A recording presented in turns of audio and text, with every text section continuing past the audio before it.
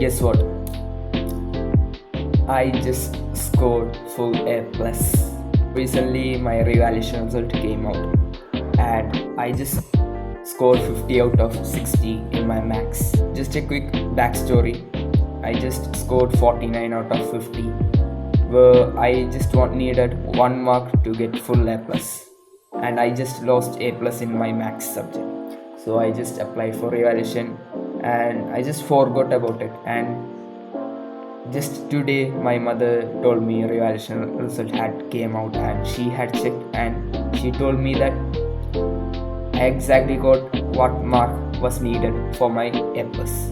I am a bit happy, but nothing much affects on this, to be honest, because currently I am doing CA and it doesn't make a change or something, and not even for college.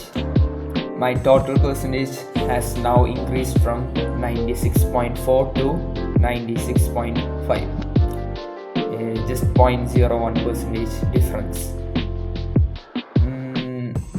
I guess I'm happy, but whether it was worth the 500 rupees for the valuation, I don't think so. But for the name, I got full A plus. Yeah.